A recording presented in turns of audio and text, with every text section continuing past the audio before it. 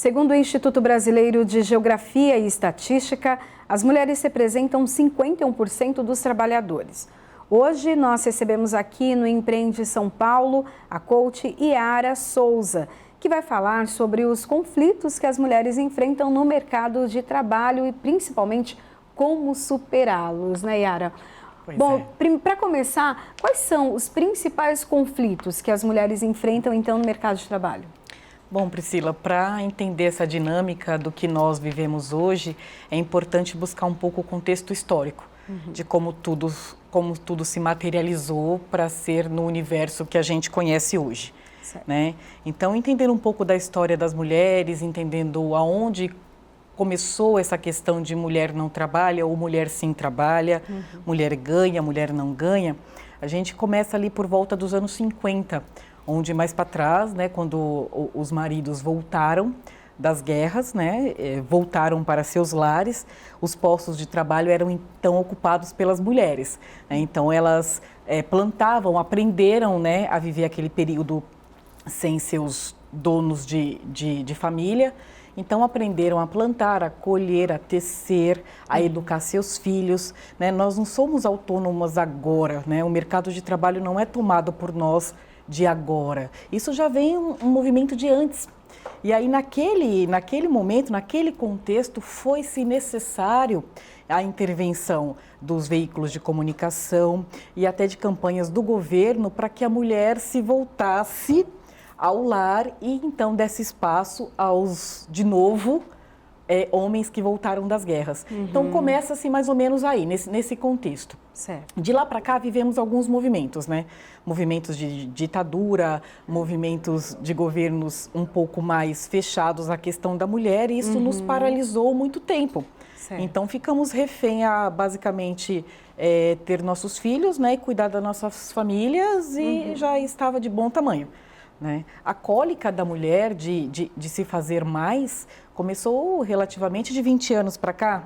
Essa angústia, né, 25 anos, essa angústia de que, poxa, eu posso, né, eu tenho as devidas competências e sim, eu quero ter o meu espaço no mercado de trabalho. Então, essa igualdade é relativamente recente, a reivindicação da nossa parte. Então, os homens também não estão muito acostumados a esse contexto. Começa-se daí, o start, né? Então, tivemos hoje um mercado de trabalho, já passando todo esse período aí, hoje, 2019.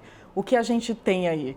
Mulheres que exercem as mesmas funções, né, em todos os cargos, né, em todas as profissões, tecnologia, saúde, aviação, agricultura. Sim, não conheço uma função que ainda não tenha a questão feminina, né? Só que a gente ainda assim temos mulheres que exercem o mesmo cargo, ao mesmo tempo, as mesmas questões, as mesmas qualificações e ainda assim ganham a menos do que os homens, né? Ainda é um movimento. E eu sinto que é ainda uma questão de posição nossa, né? Exigência nossa, de como a gente encara e como a gente se vê, né? Essa superioridade ou inferioridade aí discutida, né? Já não é mais a questão do momento, né? Isso já está ultrapassado, né? Ficar falando, sim, eu sou mulher, ou sim, eu sou homem. Somos profissionais, somos pais e mães, somos chefes ou chefes de famílias, né? Não somos mais separados ou divididos por gênero. Sim, somos divididos agora por qualificação, por experiência, por outros quesitos, outros conjunto de valores que deveria nos definir quanto ganha onde trabalha. E daí como a mulher, nesse caso, vai se posicionar, porque é fato, né? O homem acaba ganhando mais que a mulher, né? Então, como ela tem que se posicionar para que ela se sinta nessa ou igualdade ou nesse respeito profissional? Temos hoje a diferença, o meu trabalho hoje consiste em atendimento individualizado. Então, eu tenho tanto líderes, homens, quanto mulheres, que vêm com questões diferentes a serem tratadas e serem conquistadas. Certo. Os líderes trazem algumas questões de, por exemplo, uma equipe que é composta por exemplo, uma equipe que é composta de 20 pessoas, sendo que 10 a 10, né? 10 homens e 10 mulheres. Certo. A posição do líder é que ele não pode contar com as 10 mulheres, né? Porque elas em algum momento vai querer ser mãe, e aí fica um tempo afastada, ou então tem algumas particularidades que às vezes deixa a desejar no ambiente profissional, né? Temos as nossas questões. E os homens são mais contínuos, né, na sua carreira, né? Não tem nenhuma interrupção aí nesse momento. E no dia a dia, isso é a questão do líder falando, né?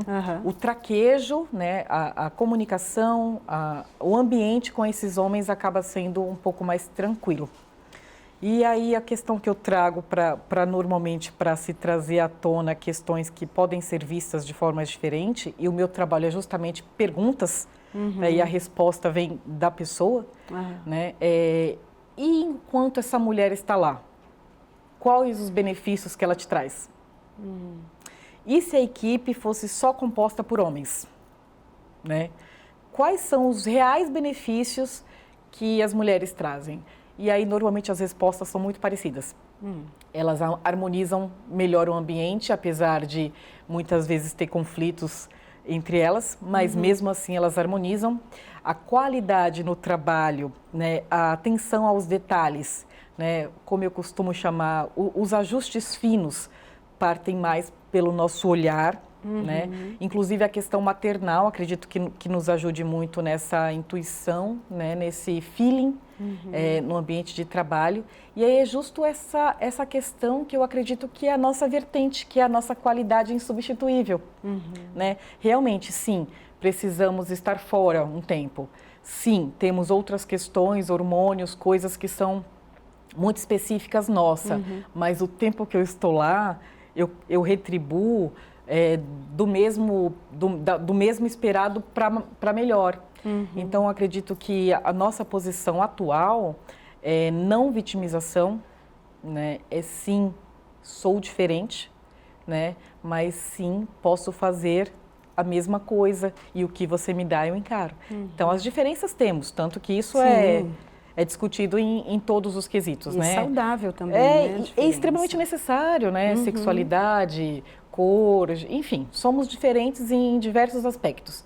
E isso é uma contribuição, né? E sim, sou diferente, por isso que eu estou aqui, por isso que eu vou compor essa equipe, por isso que eu vou trazer a minha lucidez, né? A minha atenção aos detalhes, a minha audácia, né? Mulher é extremamente audaciosa. Inclusive tem uma história que eu gosto muito, de um amigo contador de histórias, e aí ele traz sempre metáforas, né? Que ilustram esse nosso universo feminino, né? E uma das metáforas dele, ele diz exatamente isso, que foi um homem tentando entrar, basicamente, um homem tentando entrar no castelo, não conseguiu. Depois foi um cavalo tentando entrar no castelo, não conseguiu. E aí depois chegou uma criança no castelo e não conseguiu. Mas quando chegou a mulher, extremamente educada, observando o comportamento das outras 3 pessoas, né, criaturas que tinham ido tentar entrar e que não conseguiram, quando a mulher chegou, pegando um pouquinho dos contextos das outras 3 situações e entendendo ali o contexto, assim a mulher entrou no castelo, que naquela parábola queria dizer o castelo, né? Então eu acho que o nosso movimento é justamente esse. Entendemos as diferenças, né? Sentimos os gaps e é justamente aí que a nossa presença é extremamente necessária. Com esse mercado que é tão exigente para as mulheres, né? E é o que você deu o exemplo até da visão que os homens têm, que às vezes a mulher ela não vai ser tão produtiva quanto o homem por conta da necessidade de um afastamento para a maternidade, ou o socorro aos filhos, né, quando há alguma necessidade. E você acha que isso faz com que a mulher ela mude um pouco, até a feminilidade dela, ela acaba se tornando um pouco mais dura, como os homens acabam sendo aqueles chefes mais rudes?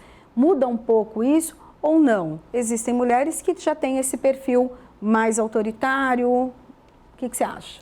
Acho que o contexto vai formando a individualidade, né, que é realmente de pessoa para pessoa.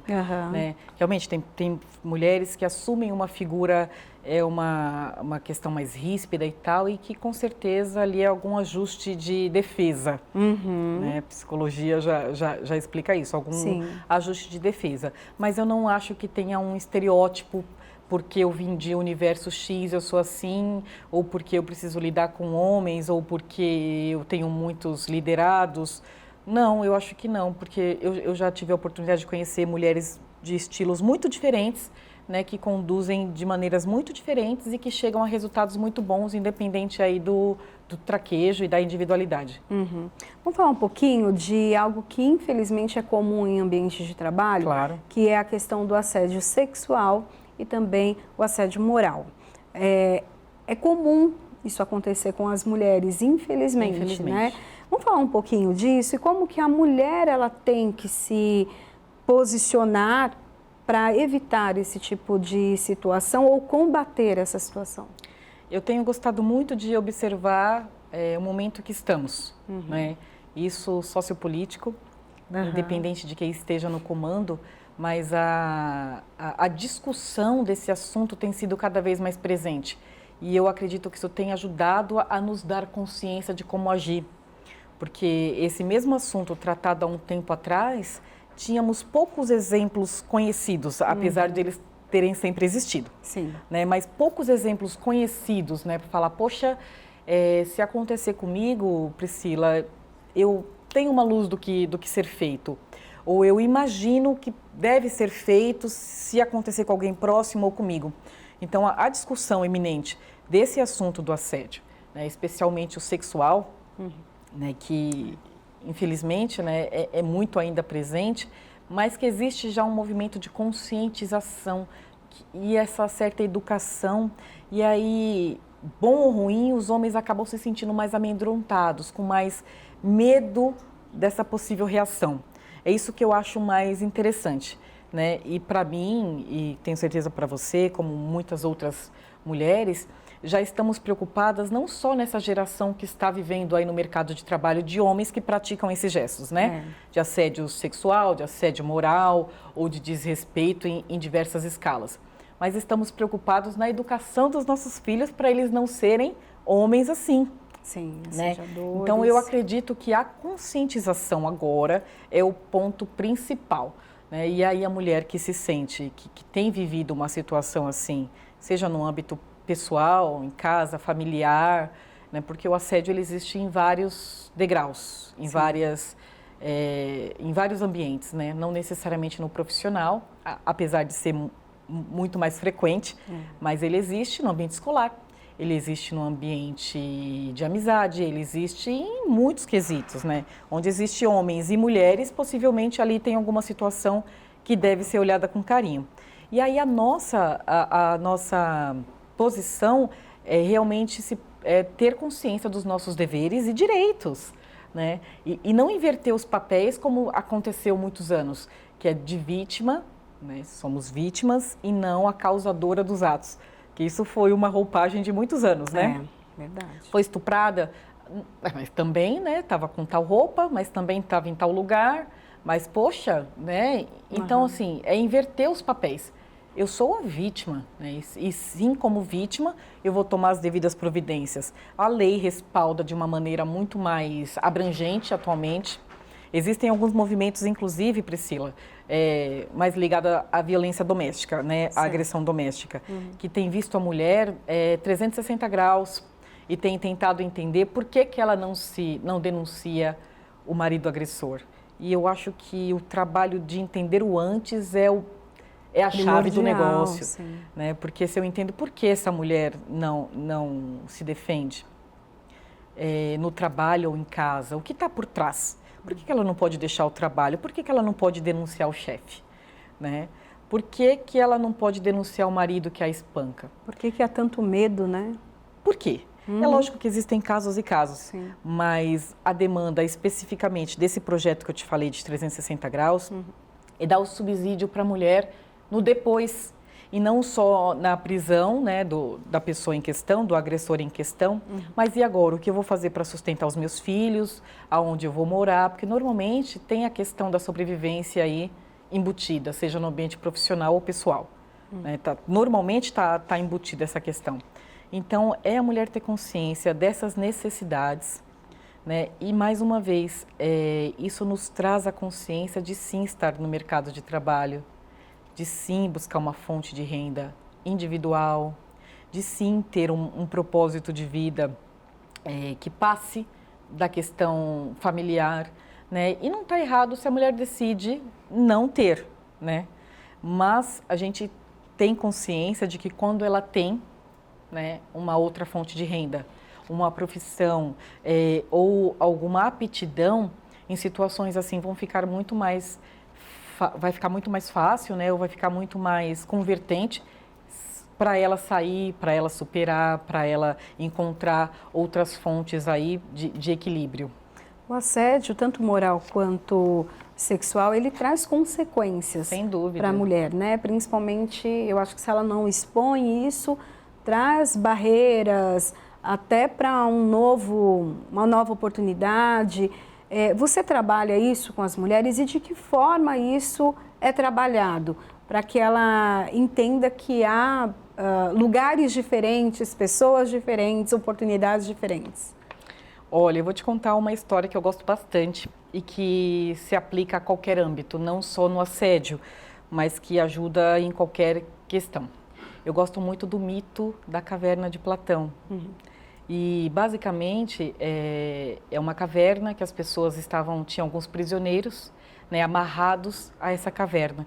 Então, esses prisioneiros, eles enxergavam o mundo a partir de sombras, né, que eles acreditavam ser espíritos, e aí a criatividade dava conta do que estava por vir, né? O mundo real para eles era aquilo, né? Até que um certo dia um prisioneiro se soltou das amarras, foi até a margem, saiu da caverna e entendeu, e pela primeira vez entendeu que as sombras que eles viram a vida inteira era o reflexo da luz do sol e das pessoas passando na margem, né? E ainda com muita dor nos olhos, né? Não conseguia enxergar, com muita dor no corpo, de muito tempo amarrado na mesma posição.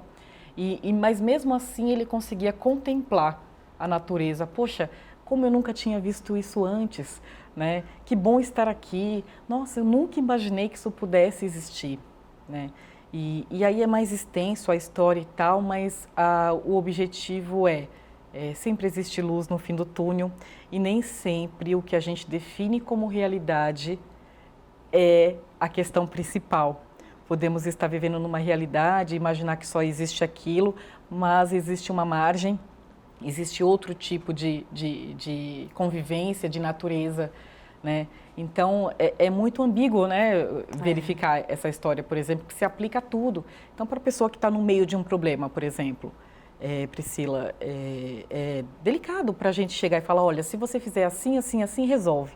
Né? Nós somos as pessoas que já estamos lá na luz do sol, né? E aquela pessoa está lá embaixo acorrentada ainda. Para ela é difícil essa digestão, para ela ainda existe as dores das amarras, né? Muito tempo, né, naquele calabouço, daquela forma. É desafiadora, é um desafio, né, ver de forma diferente, mas é um exercício possível. E aí é onde está meu trabalho. Eu trabalho com perguntas, basicamente com perguntas, né? Então, o processo de coaching, e lógico que existe várias formas de aplicação, mas numa questão como você me trouxe agora, como seria o ideal? As respostas, basicamente todo mundo as tem. Igual filhos, né? Filhos, amigos, por que eu preciso ouvir de fora? Por que eu preciso ouvir, né? Por que o da minha mãe não funciona, eu tenho que ouvir de um amigo ou da madrinha para fazer sentido? E a mulher vive num momento como esse. Por que eu preciso? E aí entra o meu trabalho. Poxa, o que você vê como solução? Dá para ser definitivo? Não dá para ser definitivo. É muito drástico, o movimento é muito fora. Tá. E se começássemos aos poucos? E se soltássemos só uma das amarras primeiro? Aí você se sente... E como fazer isso? Isso. Vai, solta uma, né? Aos poucos, né? Entende o movimento, se acostuma com aquela dor. Mas vamos trazer assim, até para o caso prático que eu te trouxe, então, do assédio ou moral ou sexual. Como que ela vai soltar essa amarra? né, que ela já está fragilizada. Vamos no ambiente profissional, por Tá. exemplo. Por que que o meu chefe me assedia? Moralmente. Aham. Só que o salário é consistente, eu tenho bastante tempo lá, tenho um plano de carreira e gostaria de crescer na empresa. Por que que você não abandona a empresa e não denuncia o seu chefe? Poxa, porque ele é grande, né? Normalmente as pessoas pensam isso, né? Ele é grande, ele tem dinheiro, eu sou só uma funcionária. O que eu seria mediante isso? Qual é o máximo que pode acontecer com você, Priscila, nessa situação? O máximo que pode acontecer é eu perder o emprego. E se você estiver preparada para buscar um outro emprego, né? E se você estiver preocupada com as outras pessoas que vêm depois de você? E se fosse a sua filha lá no seu lugar? Então, é trazer essa consciência mesmo, o que ajuda na ação. Ajuda muito na ação essa consciência, né? Porque às vezes as pessoas até não agem por si, mas o propósito dela está numa outra. Então, quando eu projeto a minha imagem, por exemplo, comigo pode assediar, mas e se fosse a sua filha? Não, com a minha filha não. Com a minha filha eu moveria céus e montanhas, e isso não aconteceria, eu denunciaria, então tá. Então a sua filha gostaria de saber que você está vivendo isso e não toma nenhuma atitude?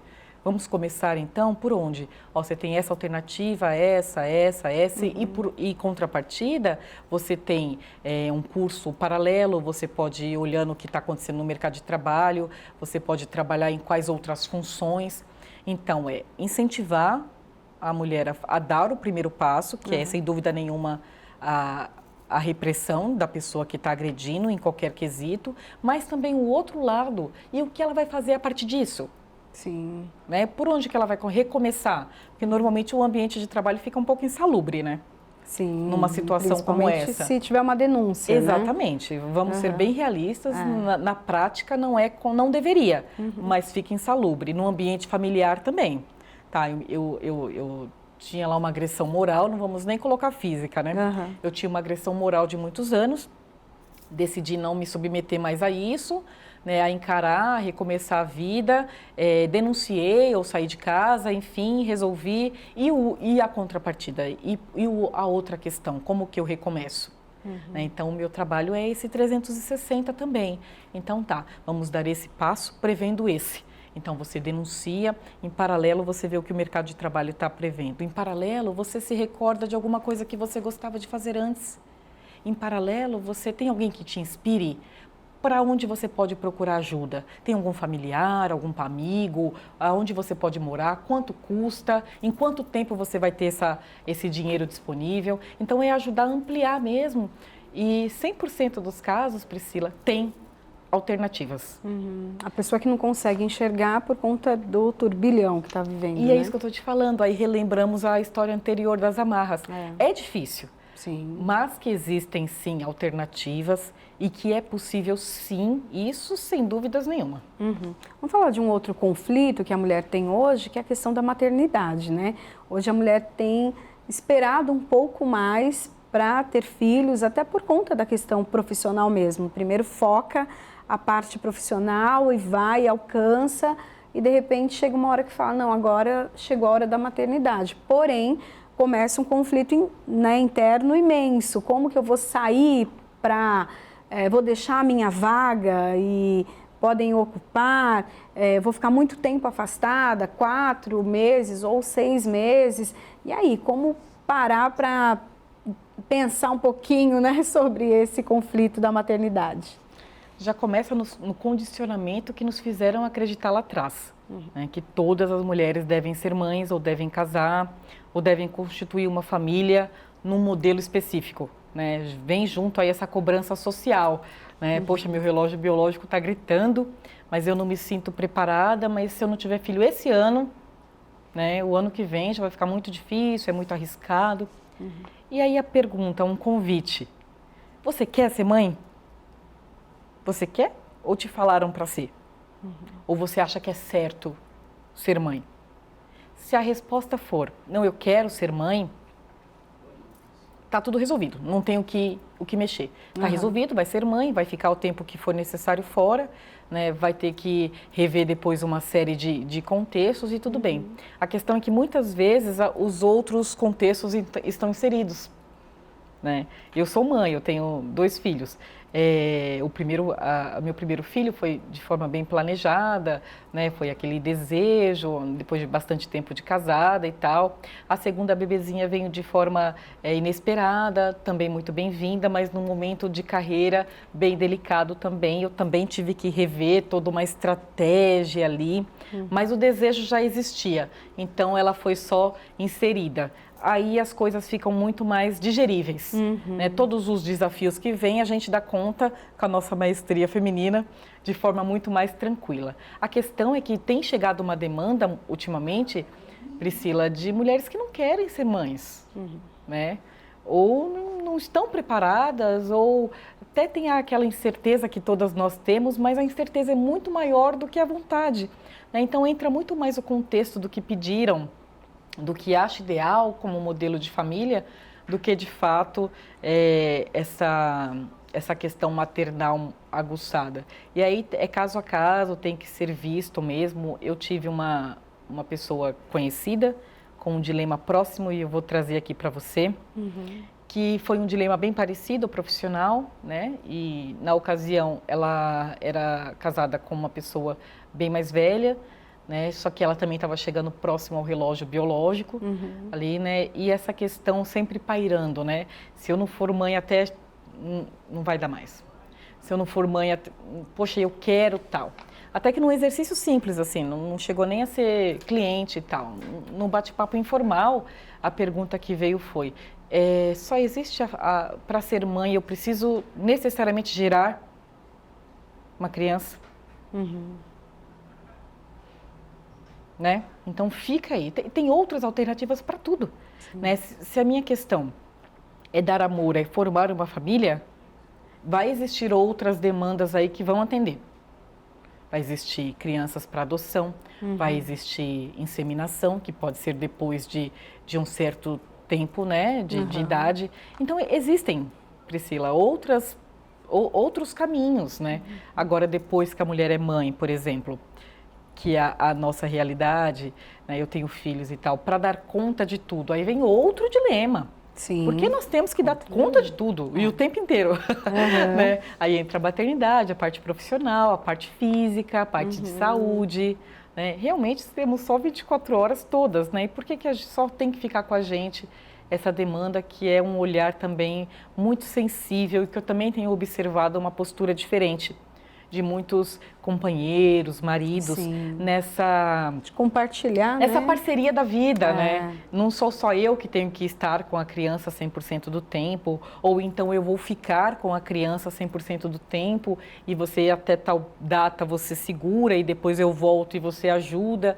Então tem tido também, apesar de terem muitas coisas tristes para a gente conversar e pontuar, mas existe uma parcela aí de pessoas, de casais e de homens, graças a Deus, que também estão muito antenados a essas novas não, né? Necessárias mudanças. Exatamente. Né? Nesse contexto de compartilhar, de ser presente, não só o ajudante, né, da mãe ali, né?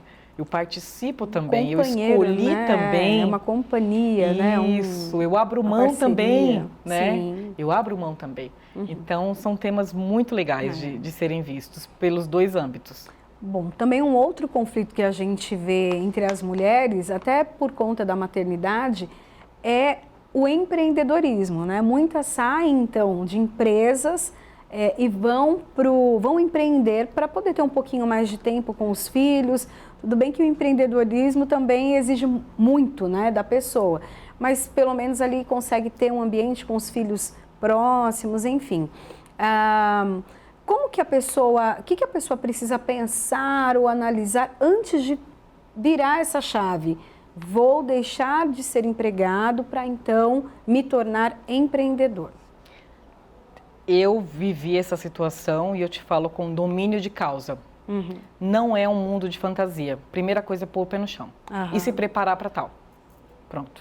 Né? Não é porque eu empreendo, porque eu trabalho por conta que vai trabalhar menos, né? O dinheiro vem fácil, eu trabalho menos, eu dou conta de tudo. Enfim, tem várias coisas aí que vêm em torno do empreendedorismo e que é fantasia. É fantasia. Eu vou trabalhar mais, eu preciso me dedicar mais, né? Eu nem sempre ou não imediatamente eu vou ter o retorno que eu imagino ter.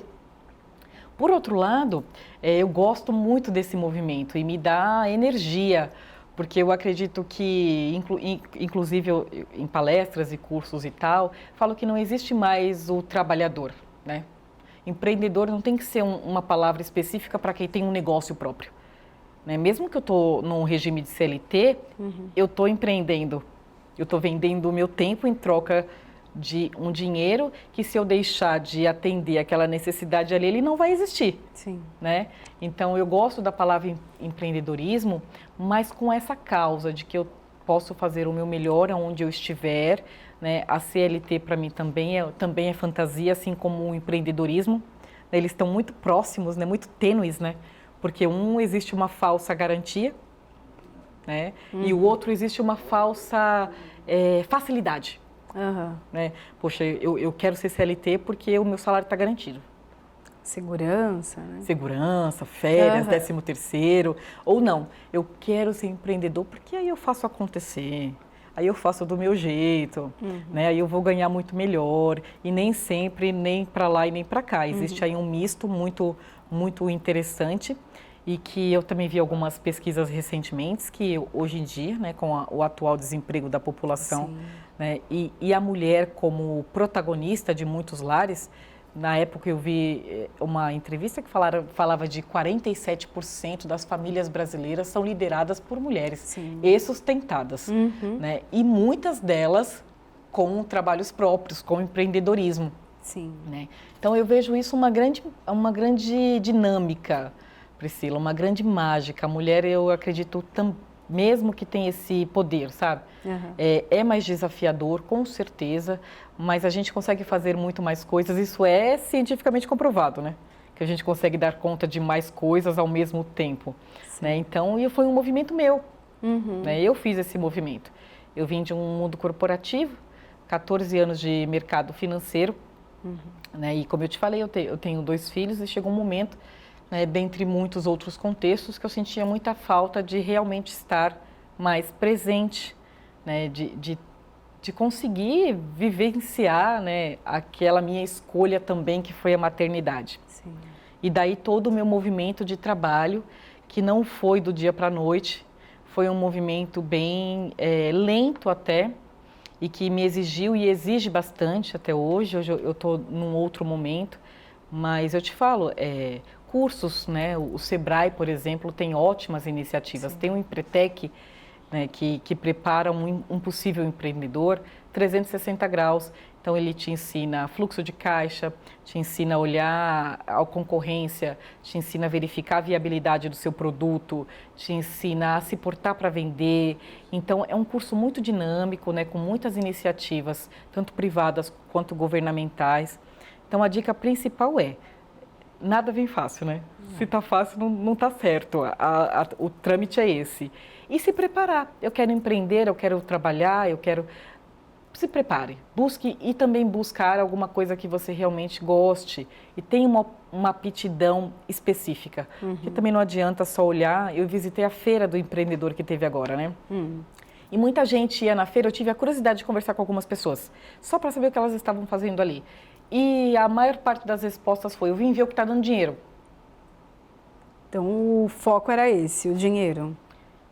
Não que não tenha que ser também, né? Mas também, o foco principal... Né? Mas, poxa, eu vim ver o que está dando dinheiro, aí sim, eu compro, eu empreendo.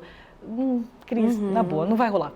E até assim, a gente está chegando nos minutinhos finais do programa, eu queria que você falasse essa coisa da missão, né? Do que você... Acho que quando a pessoa vai empreender, ela precisa ter muito mais do que apenas a visão do dinheiro. Claro que ninguém vai empreender por nada, né? Mas tem alguma coisa atrás disso, né? O que você vai poder colaborar com as pessoas?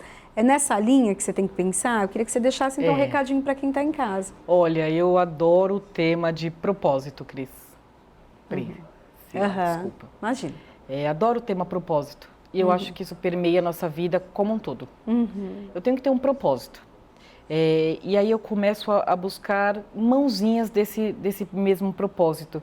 Eu quero estar mais presente com os meus filhos e também ter o meu ganho. O que eu sei fazer? O que eu gosto de fazer? Qual é o meu propósito? O meu propósito, e eu tenho pessoas assim, o meu propósito é alimentar bem. Eu alimento bem os meus filhos, eu sei cozinhar muito e, poxa, eu acho que eu podia expandir disso. E tenho exemplos reais, então a pessoa começou a fazer marmitas, né? Fazia ali a alimentação dos filhos, mandava para a escola, e aí à tarde preparava as marmitas que vendia num ponto específico, e isso começou a aumentar e começou a girar.